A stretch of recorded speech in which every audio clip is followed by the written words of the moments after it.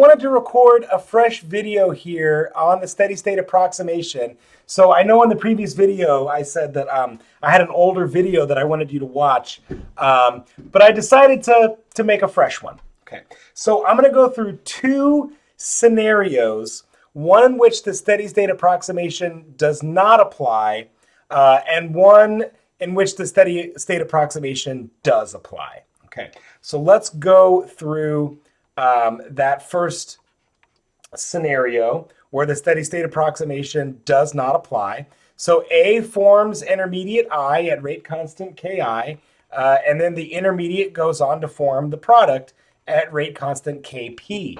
And in the scenario where the steady state approximation does not apply, so SSA does not apply, that's when Ki and Kp are approximately equal.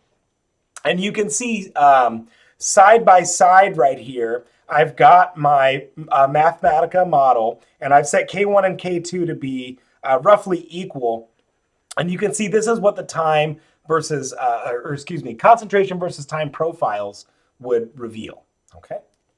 So let's put this together, and we start by examining all of the rate laws for all the players involved in the reaction. So we can put together the rate law for A. dA by dt is just going to equal negative Ki times A. Okay, and then we can put the rate law together for the intermediate, di by dt, and that's going to equal also negative not negative because it appears as a product. So that's a positive rate.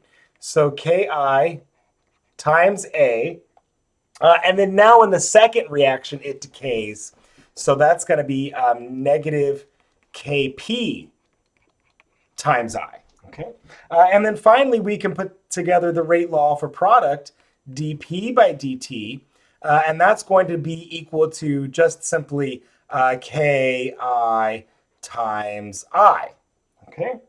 And so our goal is to use some math to try and simplify, if we can, these rate laws, because it'll be very difficult for us to measure I if it's an unstable intermediate.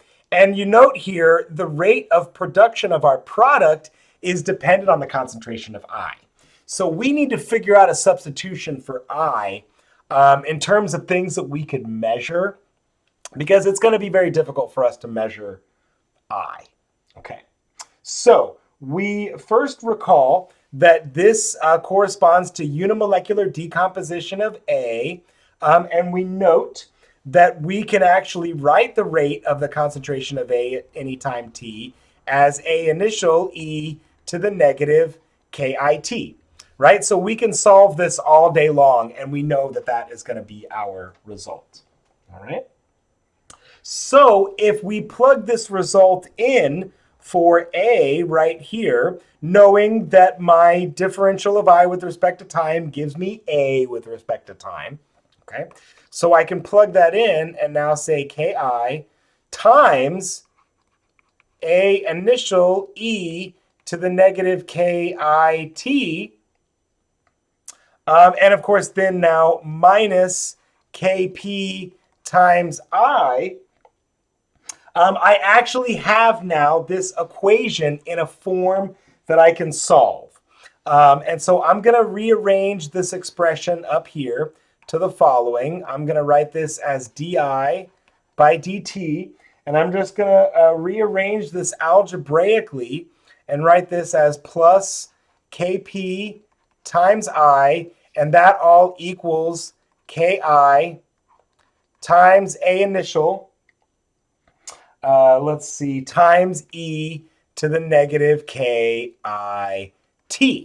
So why did I put it in this form? Well, as it turns out, this is a first order differential equation that has a standard solution.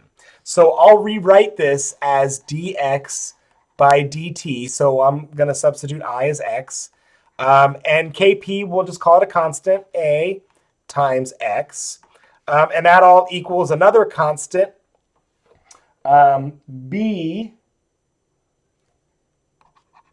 okay, E, and then to the negative B times T. So again, this is just a differential equation, first order diffie-q, and it has a known solution. Okay, so I'm not going to make us go through that. Instead, I'll just give you the solution directly, and that becomes the following. I at any time t is ki divided by kp plus ki all times e to the negative kit, oops, and I need a bracket around here, minus e to the negative kp times t, end bracket, all times a initial. So again, I want to reiterate what's going on here. So in this Mathematica model, we're doing the numerical solution because many of these mechanisms don't have analytical solutions. But as it turns out, this one does. And here it is. This is our analytical solution for the intermediate. And as you can see, it's complicated. Okay, so there is a positive e to the negative kt term, and there's a negative e to the negative kt term. And so these two terms are in competition with each other. And so that's why we at first see I being produced, but then we see I being consumed because it has this complicated expression. Okay. And furthermore, we can also use this solution here, right? Substituting in to this expression for I. And I'm not going to make us go through that, but all the same, an analytical solution is available. And so that becomes the following. P as a function of t equals, and this is another big convoluted expression. So I'll just write it all out here. Okay, e to the negative kpt, and then another competition of terms, minus kpe to the negative kit. So this is not a mistake. So that is ki e to the negative kpt minus kpe to the negative kit. So that is how it goes. And then now this is all divided by kp minus ki. And so I'll put all of this into a big parenthesis, end bracket, and once again, all times a initial. So this is yet again another really convoluted expression. Even though it is an analytical expression, you can see there's another one of these competitions between positive exponentials and negative exponentials. And what ends up happening with this product profile, this is why it's got a very slow rate at first.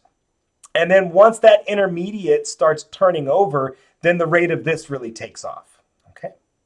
So even though you can see that the intermediate is first order in A and the product is first order in A, these are rather complex, or no, excuse me, they're not first order because these are just the initial concentration. So those are constant. So in other words, these are not straightforward first order or second order. They're complicated looking time profiles. Okay. And that's what we should expect when we have a mechanism in which the rates are in competition with each other. And by in competition with each other, I mean they're very similar. So we don't really have a rate determining step. Okay.